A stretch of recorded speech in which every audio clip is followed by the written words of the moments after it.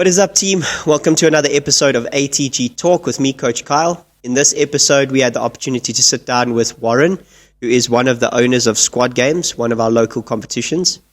And we delved into what it's like to run a competition like this, what our teams, because we do have a bunch of them entered, can expect at the upcoming Squad Games event, and then what Squad Games are doing to push the envelope and accelerate the competitive CrossFit community in South Africa.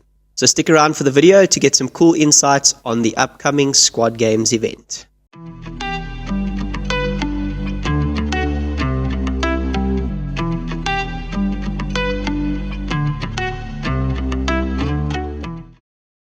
Cool. Well, let's get started. Thanks for joining me. I appreciate you joining me on the podcast. Obviously, we've chatted about what we want to speak about in the podcast, so let's get into it. So first thing, I think let's maybe chat about how Squad Games came about and how long it's been going for. Yeah, man. I appreciate you having me on here. Squad Games, mate. I think it's in its infancy still. It's since 2022, and the idea that came about, man, was I'm sure, as you know, I've been involved in a lot of the CrossFit events behind the scenes, coming from the background of Biogen in terms of sponsorships and really working together with good people in the industry and the sport. And with COVID, affected the community immensely and big time, with people just trying to get out and do events, but there just wasn't any besides Battle at the time, where Last Man Standing took a bit of knocks just from a lot of the event space, people just, and affordability. So it was an idea that just came about just after COVID, where things just started opening up. And then I actually sat amongst a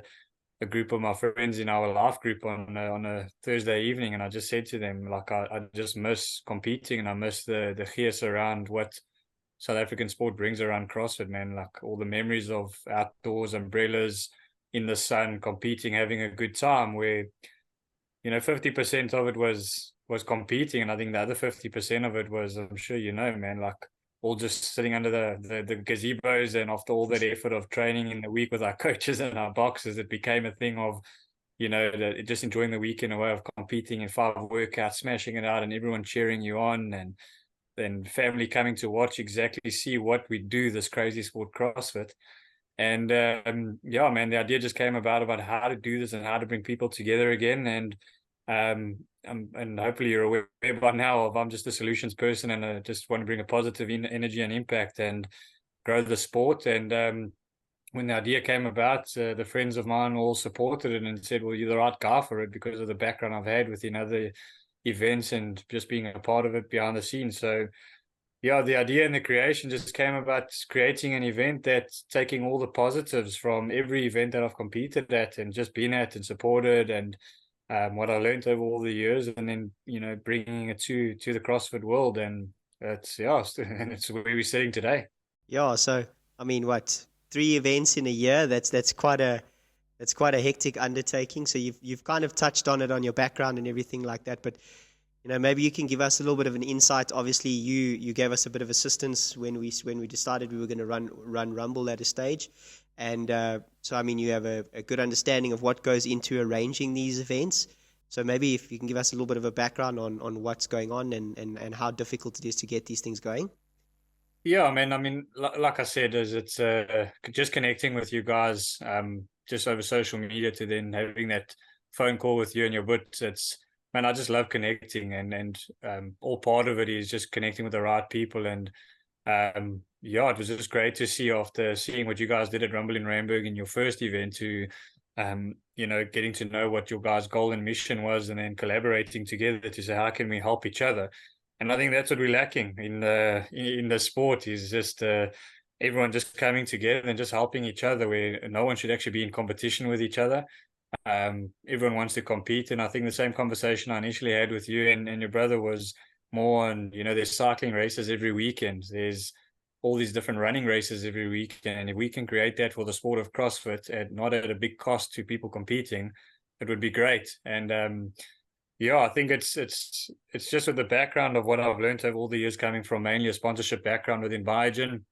The first thing I knew was just getting a buy-in, and getting the buy-in not just from sponsors, which make a huge difference.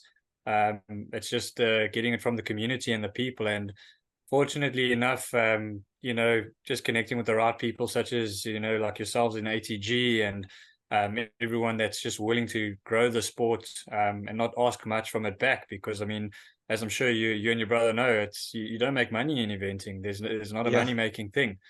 And that's where I think and I won't say a struggle, because I'm sure people have now understood that, it's not a money making thing. And if it was, where that's only a bit of the benefit to it, and the stresses behind it, where, behind the scenes is, dealing with a lot of the negatives within a solutions based and positive way, is the only way. So, um, I think in answering your question, I think it's more the experience that came in dealing with what comes with a sponsor, with arranging security, jock approvals, community police clearances, all of that. There's a lot of headaches that come with it, but I think it's something that I think I like as well, is that challenge of just making things happen and just bringing on the problems. Let's create a solution of it.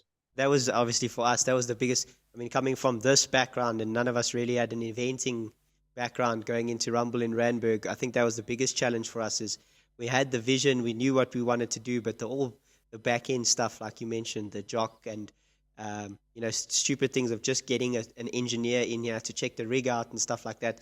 You don't realize how much goes into the back end of a competition. You get a little bit different appreciation for the organization. And I think as a box owner, and now with the different communities that we have, we have the Norwood one and just started in Bryanston now, is the effect of community is a huge thing. So it is a great for us to see these competitions happen, because, like you mentioned, it's where everyone gets together. It's where everyone sits under the same gazebo, chats to everyone else. You get to know people from other boxes, but at the same time, just like your cycling events or your running events, sitting under the umbrella for 5-6 hours a day on a Saturday and a Sunday really brings people together, which is, I think, is really important. So, I mean, we do appreciate the competition. And then we do have a bunch of teams competing at Squad Games this coming up now, the Squad Games Trio. So maybe if you can just give us a little bit of a background into how you guys go about programming. I saw, and I don't know, maybe I'm speaking out of turn here, but I saw you guys testing them, testing the workouts. I don't know where you were testing them, but I saw you guys testing them, and they looked pretty hectic. So any sort of, you don't need to give any of the events away, but maybe just a background into the programming and what goes through your head. Look, it's to go back to one of your first questions around the creation of it, is looking at what's been done before in terms of how creating an event that's um, giving what we haven't had before, and then also taking positives and negatives from other events and just using it to the benefit of what we want to create as a community demand of involving community. But then also from, I mean, I'm by no means ever an elite athlete by far, but I just know when I compete, I want to feel like I've competed, Yeah. and coming from a background of, mainly endurance events, after a race, like, I feel poked. And I wanted to crave that feeling that when I'm competing in a CrossFit event, I want to feel that after every workout and after everything I'm feeling, is that I want to feel like I've done that, what we do in the gyms, in our facilities.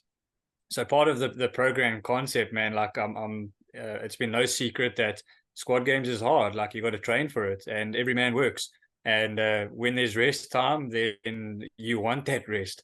And I think behind the programming side is that it's created a nice challenge for myself and Ruan to put together programs that are not just for elite athletes and for actually catering for the masses.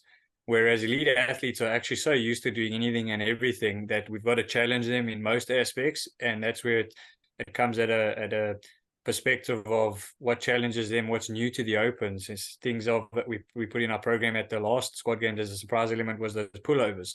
Yeah. Bringing in new school movements to the RX athletes and letting them trial it out. Whereas what we really try push and cater for is the masses of beginners and intermediates, and bridge that gap where we don't want the RX athletes competing in intermediate division. It's just not a fair playing field then. And also, if you're a retired elite athlete and you want to drop down to intermediate masters, it will still challenge you. Yeah. And I think the programming front is more it's a real task where we by the time squad games happens, I actually had quite a couple of laughs with a few people saying, oh, can you feel this, man? Why are you killing this to us? And I'm thinking to myself, man, like, if only you knew the last 5 months of testing, demos, programming, reshuffling, testing again and again and again, Yeah. where sometimes it's even the week before testing another thing that we might just want to throw in a surprise with. So by the time you guys actually test those or actually compete in those workouts, we've really demo tested all of them. And I think that just goes behind our effort to the programming, that it's not a slap together program. We've really thought it out. And at the same time, I'm sure you know from an organizer of yourself, like, you might get a few things wrong every now and then, but at the end of the day, CrossFit is made for that. CrossFit is made to always change those variation of Yeah. movements. And that's what the exciting part is around what our squad games event creation is that there's always surprise elements, and that really gets the programming exciting. Yeah, definitely. So, I mean, you guys have been known for that. All the gyms practicing workouts a certain way, and then we get to the event and, oh, this is what you're doing it with instead of this, So, I mean, a lot of people get surprised by that, which is interesting, like that pullover being announced, and people were hammering that workout with bar muscle up, saying how great it was, and then pullovers came, and then it stopped a whole bunch of teams in the track. So that was cool to see. And that's where I think you guys, as a team, if I recall correctly, you overtook the field in that workout, going from the muscle ups to the pullovers, and that was the separating factor for the podium finishes. Well, as Ruan likes to say, ATG likes gymnastics. We're not the strongest, but we like gymnastics. So that stuff's pretty cool. Then, still staying on programming, I would like to get your thoughts. We've had a big conversation about the fact that I believe personally, or we believe, that the max lift event is dying. What I mean by that is a 1 rep max snatch, or a 1 rep max clean and jerk, or a 1 rep max shoulder to overhead. It seems like the programming wise, not just in local competitions, or I hope local competitions follow the trend, but internationally, that it's going towards more strength endurance than it is 1 rep max lifts. And I'd just like to get your thoughts. You guys are obviously programming this event. What are your thoughts on the max lift? I know it's a big, for the spectator value, it's a big thing to have someone snatch a 140 or 135 or clean and jerk a 150, 160. But in terms of testing, to have a 1 rep max lift that can take, most events are 5 events for the whole weekend. It can, literally have a 25% advantage if you can just move a heavy barbell. So, what are your guys' thoughts on that? Have you guys thought about that at all? Or are you guys happy with the max lift? No, I think it's definitely a topic of discussion. I mean, it's when it comes to the eventing world and the space of that. I mean, when it's a heavy lift, you do cater for the big guys, and the way that we like to program around it, and there's no secret for us, is there will always be a max lift, but there's always an element to it where we program those 5 workouts, and in those 5 workouts, it's a separation of everything. So your team you'll expose the weaknesses at squad games, and you'll have a cardio workout, a gymnastics workout, and like we mentioned with those pullovers, there's different separating factors to each workout that will expose a team member. That same applies for the max lift. Where we program our max lift, it will still cater for the guys to get a decent workout in on what they've coming there to do to compete.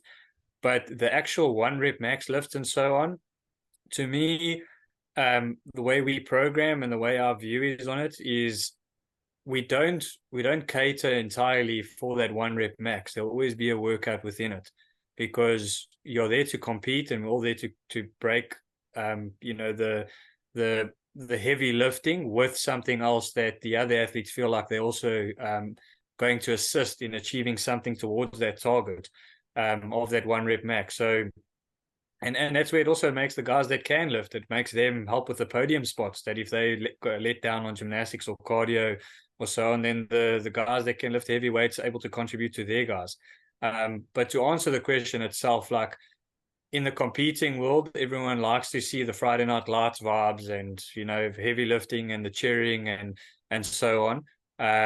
I do believe there's a factor to play within it, but when we're catering for the masses, we're not the guys can't lift what the what we saw at the opens of the Duvenagers smashing out that ladder, Potgieter struggling it out after I think he came fourth or fifth in that event, Yeah. where as an all-round athlete he did phenomenally well in that ladder, and Duvenagers smashed it purely because he's got that meat behind him.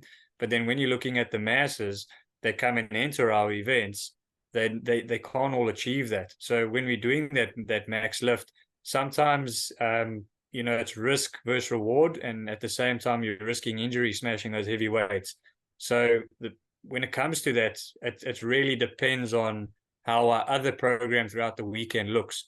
So no secret to it. I mean, everyone's seen how our other workouts look. Is that we're not going to incorporate a massive heavy clean and jerk if you've been cleaning and jerking in the other 5 workouts. Yeah. It's got a lot to do with that push pull movements and so on, and how we've worked the body stimulus across the programming in the weekend. Awesome. I think that's you kind of hit the nail on the head there. Is that teams are coming to play, so you don't want a workout where you have 3 members of the team standing around, or even a team that can't complete a movement because they can't move the barbell, which that for me is quite important. And even if you look at quarterfinals this year, teams qualifying for semifinals, there were no events where teams just stood around and couldn't move anything, which I think is kind of where the space is going. And that kind of leads on to the next thing I wanted to chat about, which was how do we move the competitive community in South Africa forward. And I think this goes beyond the actual competitions, but more to talk about things like judging, talk about things like the event organizers and how they interact with one another, how events get their exposure out to communities and boxes, and how do we keep growing this? Because in my opinion, they keep saying that CrossFit itself is dead overseas, or in the States. But if you look at the growing regions, the South Americas, the Europes, the things like that jumped on board a lot later, I feel like we fall into those regions very much so. So there's still a lot of scope for us to grow. And I do feel like as a South African community, we are very competitive. We are competitive people by nature. So this is one of the ways that's going to tend to push the sport and in a holistic aspect, push CrossFit forward. So maybe you can give us a little bit of an insight on what you think needs to happen to push it forward. Look, absolutely. I think when we speak about our country perspective of South Africa, in a lot of cases, definitely third world, but in other aspects, we compete in the second and first world environments 100%. I think we're competing and programming of events and participation and so on of who we're catering for.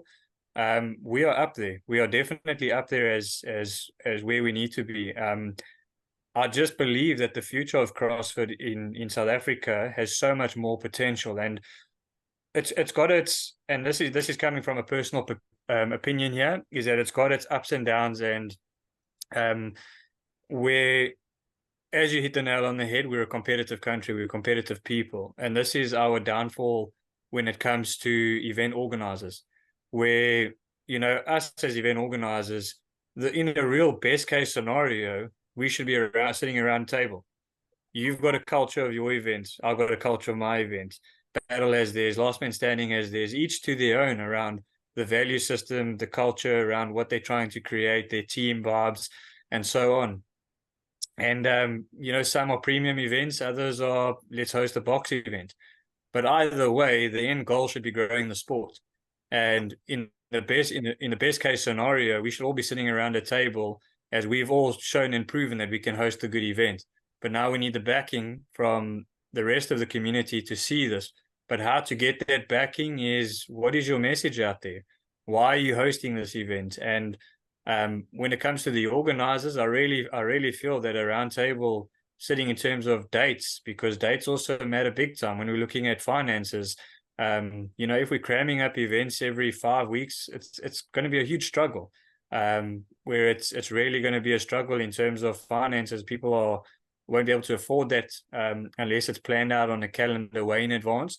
But I think right now it's being I can't say overly saturated because it's going back to the growing phases after COVID, but it's just got to be organized in the right dates, in the right timing, split across the calendar year so that everyone knows in March is squad games, in August is squad games.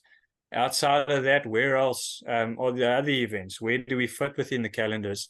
And the best case scenario is more than a 6 week gap between events. That's perfect timing because that is what people want to do is compete within every 6 week gap, which would be amazing. Outside of that, I think in answering the other side of your question, I think where we're at as a country to grow the sport, man, we are really advanced. Our marketing, our retail, we are first world in retail in South Africa compared to what I've seen across the world. The support of the community needs to just be stronger in terms of what it takes to host an event in South Africa. And I think what's great is having synergy with someone like yourself as an organizer, that it takes a lot out of a person that is not their full-time job. It's just based on a passion project that we're creating something for the people. And when we as community are strong on social media and influence, be the positive influence, be the reason that, hey man, like they might have got their programming wrong, but it takes a lot. Let's support them. The more support the organizers get, the better the events come, the better the sponsorships come, and then it's a win for everybody. Whereas if there's any negatives from our side in squad games, which I'm sure you've been witness to, is that whenever there's negatives or anything coming our way, we're a solutions based team. We revert to positive energy, positive vibes, and we switch off from the noise. And that's the best way to do it, is don't entertain any negatives. And I think this is where us as organizers, we've really just got to eliminate the noise and the negatives and inform people in the community. What does community mean? Like, what is the actual definition? Where it's a word that does get thrown around very often in terms of community, but when you actually look at it, what is the perspective that people view as community? And we've really got to change it to a very positive aspect. And I agree with all of the stuff that you've been saying about, and I do think that there needs to come a stage where event organizers need to get behind each other or get together, just have a chat, just say to each other, guys, we interested, and where that comes from. If you look at overseas, the athletes have got that PFA. I'm not aware of something like that for the local athletes. Maybe there is, but in terms of an event organization perspective, there's so much that can be gained from just your organizers getting together, which is things like exposure for sponsorships. If there's more events, there's more opportunity to bring sponsors on. If there is more events, there's more opportunities to make things like the judging a little bit more professional. If you have guys that can really, if there's an opportunity for them to judge at 12 events in a year, there's a good chance by the following year their judging standard has just been raised massively. And I think the one big space where I think someone needs to come in, someone that has a media background is just to come in and put a little bit more effort behind the exposure of the local athletes in the local community. And I'm not talking about making a profit off this and selling your feed and all this kind of stuff. I'm talking about a company that wants to come in and, like you said in your talk, is the goal is to grow the community, going to local events, whether it's live streaming off their Instagram live, doing interviews with athletes, things like that. That all will aid to the growth of the sport specifically. And at the same time, as much as we like to say CrossFit and the sport and CrossFit the brand are two different entities, I firmly believe that a lot of people will start to do something because they see a 50-year-old lady at a local competition doing pull-ups, for example. It's going to motivate a whole bunch of people to say, I know that lady, and if she can do it, I can do it. And I think that's quite important. So I'm hoping there's a media company. I know Training Times are doing a decent job of it at the moment. Hoping there's another media company that can come on board anytime soon and do some sort of interview and background stuff. I think that'll push us forward. And then, I think we need to get the community together, the organizers together. Yeah. Look, definitely. I think going on the media perspective is that this digital day and age, man, you've really got some IT gurus out there. You've got some marketing geniuses. You've got really um, guys that are really great with graphic work and so on. And when you're looking at CrossFit as a sport, I mean, we've got so many different athletes in different gyms and different area codes and so on that have so many contacts that us as organizers, we know the stress of giving back to the community and hosting the event. But we could all do with the extra bit of hands. We could all do with the extra bit of marketing. If someone's a marketing guru, give us at least 2 hours a week. If you look at 2 hours in a week, I mean, accumulate that over a certain time period, help us with a calendar of marketing drives or every type of influence somebody might have or experience, where we do this out of passion and experience on what it takes to host an event. Other people could get involved. You've got marketing background. How can you help us? Yes, marketing to a paid advertising, it comes at a cost.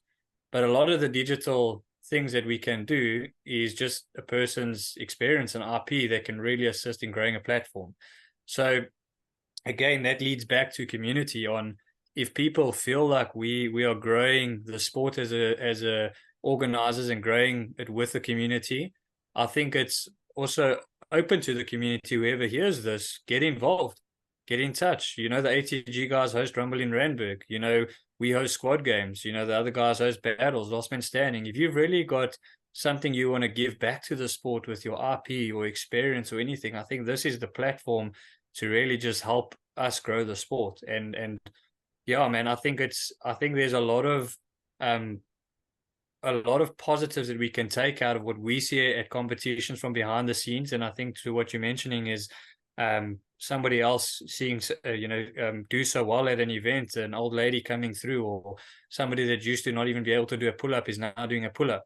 And when we entice spectators to come to the event, we're telling everybody, bring your families, bring whoever you know and friends to come and watch, because I can guarantee at every single event, there's a spectator that goes there, watches what we do as a community and a sport, and within 1 week later, they've signed up somewhere. Yeah. And that family member could be training in one side of the town in the east, but the other family member lives in the west, and they came to watch the event in the north. They've all of a sudden said, "Oh no, these ATG guys, they from the Randburg area and so on. So why don't you sign up with them? They're a good gym." So we are all enticing everybody, no matter what area code. We're all growing the sport because the spectators will come through and say, "Yeah, ATG guys are that side of town. Go train with them. Go train with Carl." And that helps us each grow each other, no matter what area code we're in. We own a facility. Let's help each other grow it. And I think a lot of people come to the events and see like we mentioned earlier, the gazebos, things like that, the community, and people want to be part of that, which is quite important. And then just before we finish up, Warren, anything we can expect from you guys, squad games wise, going forward? I know you guys hinted at a possible individual comp. Is that still on the horizon? Yeah, so this is where it's a bit of a topic where sponsorships is a struggle, man, and it takes a lot to host different divisions. And I think when you're looking at it from an individual event perspective, it does take an extra cost to host. It is in the pipeline plan. It was supposed to be over with the trio. Unfortunately, couldn't happen based on just the way the plans have gone about. But individual is guaranteed going to happen in 2025. It's set for the calendar already. We'll be releasing it either at the trio event itself or just afterwards. But we've got a big calendar year coming up where it's not going to saturate the market by an event space. We'll probably fit it in one of those two events. We're just finalizing that little bit of an extra push on the calendar. But what to expect from squad games going forward is just knowing that for us, the community has always been the number one drive. So if it doesn't make sense to do anything around that's not going to benefit the community, then it's our why has always been community, and if it doesn't fit within that why, unfortunately not. And that's where also the solo comp just never fitted within our why. And at the same time, we cannot run something at a loss. As you know, as an organizer, we put our own names and house bonds on the line to host to host these events. It's not cheap, but I think the future of squad games, it's still in its infancy. There's so much more we can give and contribute towards it. And I think where we're at the moment is we'd like to keep the events outdoors. Indoors just helps within a March rainy period, but while we hosted it, we want to be outside in the sun and have a good time under those gazebos. So these are the calls that we have to make in future of venue selection. Might be changed at a later stage, but nothing solidified as yet. And I think just to wholeheartedly say that the future of squad games very much in its infancy, and the support of guys like yourself, of as simple as going on this podcast. Huge shout out to what you guys do, and Rumble in Ramburg, and unfortunate obviously with this year's event not taking place, but I strongly believe with your guys' experience and what you guys are doing as a boxing facility and opening up another one now that you just mentioned, man, you guys are going places, and what we can do as an event organizers and as a team from Squad Games to help you guys, that's all it is a phone call, man. Exactly how we started from the start. Well, that's it, Warren. Thanks so much for being on the podcast with us today. I do appreciate it. Hopefully, maybe we can catch up after Squad Games and just do a roundup of how it went and kind of just a recap. But yeah, appreciate it, man. And we'll see you at Squad Games in a couple of weeks. Oh, no, definitely, man. Yeah. Once again, appreciate you guys. Appreciate all that you're doing for the sport, and hope this goes places and gets to the right people to help us all grow together. Eh? As always, guys, thank you for sticking around and listening to the podcast. Please don't forget to like and subscribe so you can be notified of any new videos that are published to our channel.